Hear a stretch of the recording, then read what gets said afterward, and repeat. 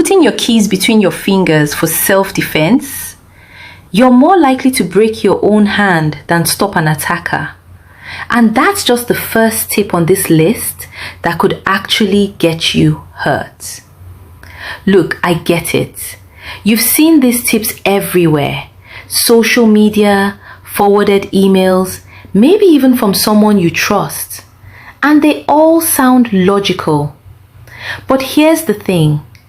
Sounding logical and actually working when you're scared, shaking, and full of adrenaline are two very different things. Today we're breaking down 5 popular self-defense tips that could actually backfire, and more importantly, what to do instead. No judgment if you've believed any of these. I did too. This is probably the most common self-defense tip out there. Make a fist, stick your keys between your fingers like Wolverine, and you're ready to fight. It sounds empowering, but here's reality. When you punch something hard, like a skull or a jawbone, with keys between your fingers, the metal digs into your own hand.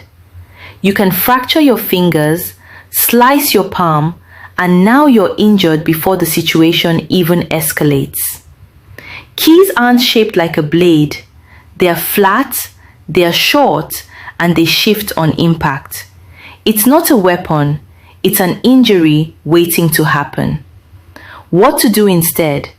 Hold a single key like a screwdriver firmly in your palm, pointed end out. More control, more stability, less chance of hurting yourself.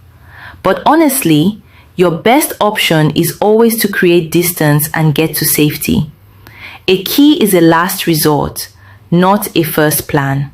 Alright, number 2 is one I hear constantly, and it's especially dangerous advice for women.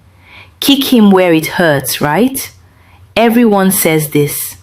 And yes, a solid groin strike can be effective.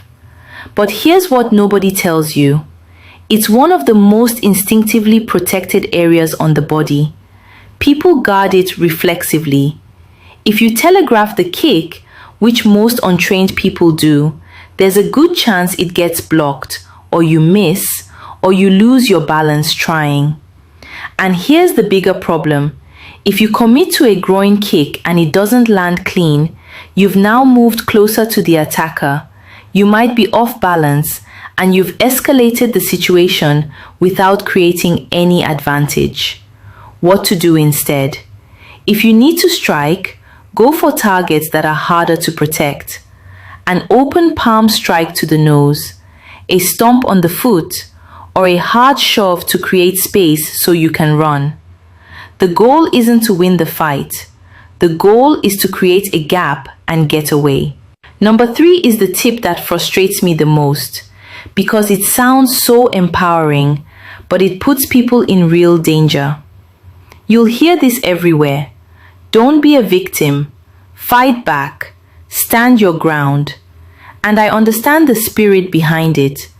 But here's the truth that self-defense instructors will tell you. The ones who've actually been in dangerous situations. Running is almost always the better option. An attacker likely has the advantage.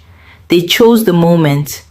They may be bigger, stronger, armed, or on something that makes them unpredictable. Engaging means staying in the danger zone longer. There is nothing weak about running. Nothing. Getting out alive is the win. What to do instead? Practice the concept of explosive escape. If someone grabs you, the goal is one big burst of energy. Shove, scream, and sprint. Not a prolonged fight. Not a back and forth.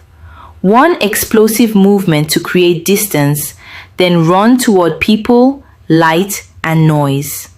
If you're rethinking some of these tips right now, you're not alone. This is exactly why I started Safety Nest, to replace bad advice with stuff that actually works. Pepper spray, a taser, a tactical pen, these can all be legitimate tools. But buying one and tossing it in your bag is not a safety plan.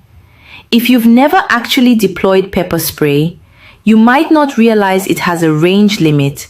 It can blow back in your face on a windy day, and under stress, fumbling with a small safety tab is harder than you think. An unused tool creates a false sense of security, and false confidence is more dangerous than honest awareness. What to do instead? Whatever you carry, practice with it. Seriously, buy a training canister of pepper spray and use it in your backyard. Learn how your taser actually fires.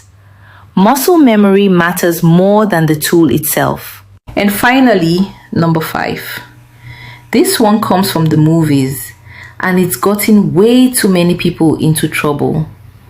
High kicks, wrist locks, that cool elbow strike you saw in the movie.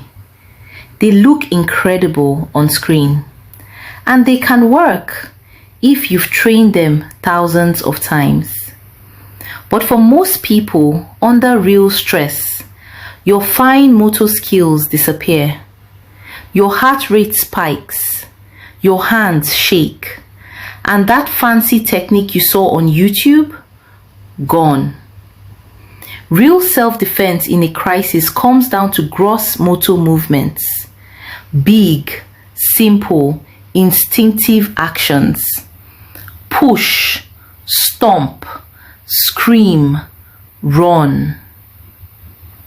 What to do instead? If you want to take a self-defense class, and I absolutely encourage that, look for ones that focus on scenario-based training, not complex techniques. The best programs teach you to manage fear and make decisions under stress, not to memorize choreography. Here's the bottom line. Real self-defense isn't about being tough. It's not about learning secret moves or carrying the right gadget. It's about awareness, preparation, and making smart decisions under pressure.